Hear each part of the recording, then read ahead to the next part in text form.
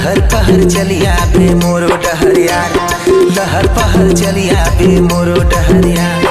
ओरे रे लहर पहर चलिया हूँ तोरो डहरिया, लहर पहर चलिया हूँ तोरो डहरिया। तोला घुमा हूँ मैं नवा नवा गाड़ी माँ, सफर पखर चलिया बे मोरो डहरिया, लहर पहर चलिया बे मोरो डहरिया। मोला घुमा सफर पकड़ चलिया हूँ तोरो डहरिया, लहर पार चलिया हूँ तोरो डहरिया। ओहरे रे लहर पहर चलिया बे मोरो डहरिया, सफर पखर चलिया बे मोरे डहरिया।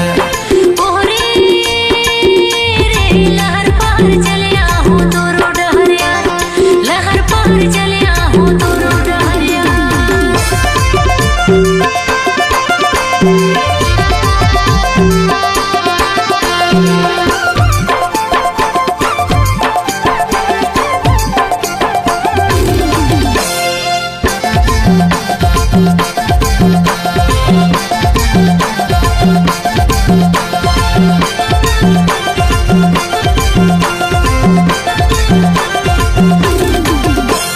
लाली रंग लुगरा तो हिला सोहे गोरी बो, रानी रहे तो लाखू माहू मैं बाट, टूरी रहे तो लाखू माहू मैं बाट।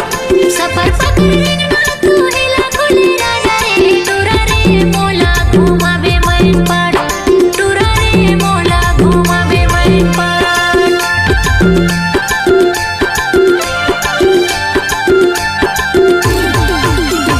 लाली रंग लुगरा तो हिला शोभे गोरी बो, रानी रे तो लाखू माहू मैं बाट, टूरी रहे तो लाखू माहू मैं बाट। सफर पकड़ तू हिला खुले राजा रे, टूरा रे मोला घुमावे मैं पाड़, टूरा रे मोला घुमावे मैं पाड़। ओहरे रे लहर पहर चलिया बे मोरो डहरिया, लहर पहर चलिया बे मोरो डहरिया। ओहरे रे लहर पार चलिया हूँ तोरो डहरिया, लहर पार चलिया हूँ तोरो डहरिया।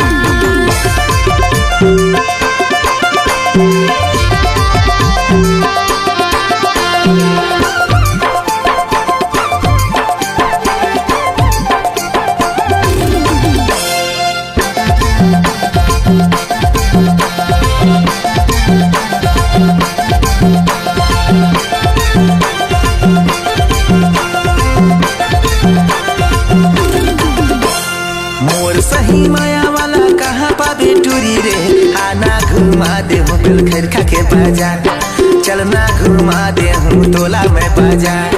तोरे सही माया वाला कहाँ पाऊँ टूरा रे, चलना घुमा दे बिल कर खा के बाजार, चलना घुमा देगा मोला ते बाजार।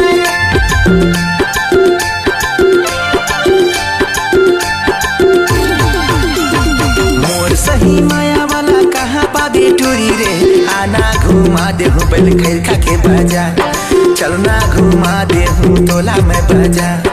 तोरे सही माया वाला कहाँ पाऊँ टूरा रे, चलना घुमा दे बिल कर खा के बाजार, चलना घुमा देगा मोला ते बाजार। ओहरे रे लहर पहर चलिया बे मोरो डहरिया, लहर पहर चलिया बे मोरो डहरिया।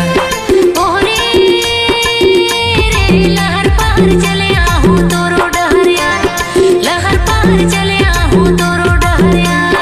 तोला घुमा हूँ मैं नवा नवा गाड़ी माँ, सफर पखर चलिया बे मोरो डहरिया, लहर पहर चलिया बे मोरो डहरिया।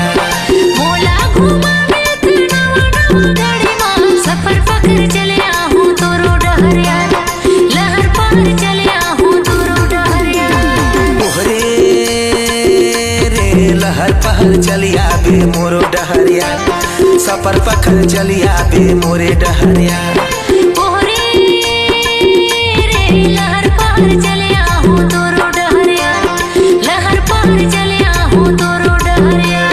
लहर पहर चलिया बे मोरो डहरिया, लहर पार चलिया हूँ तोरो डहरिया, लहर पहर चलिया बे मोरो डहरिया, लहर पहर पार चलिया बे मोर हरिया।